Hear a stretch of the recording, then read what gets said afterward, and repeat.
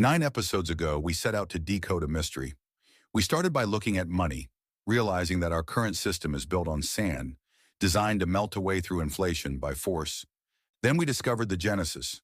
We met a ghost named Satoshi who gave us a tool to opt out.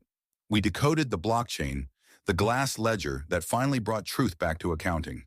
We decoded the nodes, the watchers who make the system leaderless. We stepped into the engine room to see how raw energy is turned into digital armor through mining and stored forever in value. We learned to be our own bank, taking custody of our keys and our future. And we saw how that digital gold can move at the speed of light through the overpass of the Lightning Network. We've survived the civil wars and seen the code upgrade itself. We've built the vault. We've built the highway. But today, we ask the biggest question of all. Why? What does a world on a Bitcoin standard actually look like? Part 1. Self-banking the unbanked. Nick, you and I live in a world of apps and high-speed fiber. But for over 1 billion humans, the financial system is a wall they can't climb. Exactly. If you're a farmer in a remote village or a refugee fleeing a war zone, you don't have a passport, an address, or a credit score. To the traditional banks, you don't exist. But Bitcoin doesn't care about your score. It only cares about the math. We're seeing this happen in real time. In El Salvador, thousands of people who never had a bank account are now saving for the first time in their lives. In Africa, merchants are using Bitcoin to trade across borders without paying a 20% fee to a middleman. And it's more than just banking. It's a lifeboat. Think of a family in Venezuela or Lebanon.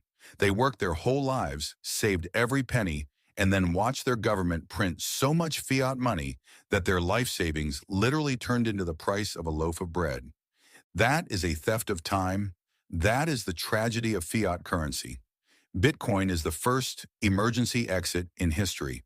It allows you to take your time and your work and put it in a box that no politician can ever touch or devalue. It's not a get-rich-quick scheme, Nick. For the unbanked and the oppressed, it's a don't-get-poor-slowly scheme. Part 2. The year 2140. The final Satoshi.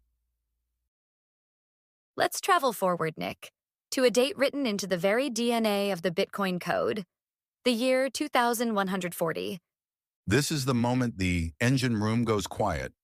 At some point in that year, a miner will find a block, and the block's subsidy, the newly created Bitcoin, will drop to zero. The 21 millionth coin will have been found. This is based on the 4-year halving of Bitcoins rewarded to the miners for their hard work and resources spent and 10-minute per block heartbeat that we discussed earlier.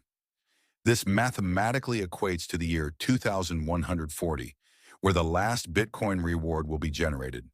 After that, the miners don't get any new Bitcoins for their work. The immediate question people ask is, will the miners stop? Will the network die? The answer is no, because by 2014, the transaction fees will have become the entire security budget. If Bitcoin is the base layer of global finance, millions of transactions per day, even at tiny fees, will provide more than enough to keep the security guards at their posts. The transaction fees will be more than enough to reward the miners without new Bitcoins. This again is the pure genius of Satoshi's mind, a true mathematical wizard. And imagine that world, Nick. By 2014-0, our energy will be unrecognizable. We won't be burning coal. We'll be capturing the sun, the wind, and the heat of the earth itself. Miners will be integrated into every energy grid on the planet.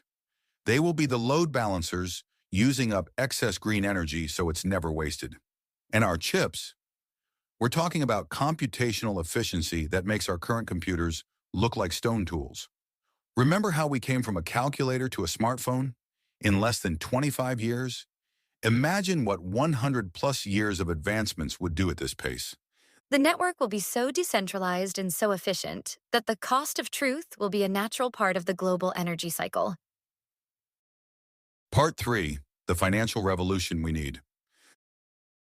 The world doesn't want Bitcoin yet because the world is still addicted to the easy button. Governments want to print money to solve problems today, and push the bill to our children tomorrow. But that game has an expiration date. You cannot cheat the math forever. Bitcoin is the financial revolution that humanity needs because it forces us to be honest. It brings back low time preference. It makes us save for the future instead of consuming the present and the future. It's a return to sanity. It's a world where your hard work stays your hard work. I want our listeners to understand this. You are early. We are still in the early internet phase of this technology. There will be volatility, there will be civil wars, and there will be critics. But the 21 million cap is a law of the universe now. It's as real as gravity. You can ignore it, but you can't change it. The final sign-off. We've decoded the Bitcoin protocol. We've looked into the past, the present, and the long-term future of money. You now have the mental tools to see the world differently. You aren't just a spectator anymore. You are a participant in the power of none. Thank you for joining us for this Decode Protocol season. It has been an honor for us to be your thought partner in this journey, and we hope you enjoyed this. And the time you gave us was worth it. If so, be sure to share this with someone who might enjoy it as well and drop your feedback in the comments for us. But this isn't the end. The protocol is always running. New blocks are being found every 10 minutes, and we'll be back to decode the next big chapter, artificial intelligence, in our next season. Stay tuned. I'm Aura. And I am Nick. This was Decode Protocol, Bitcoin Decoded. We'll see you in the next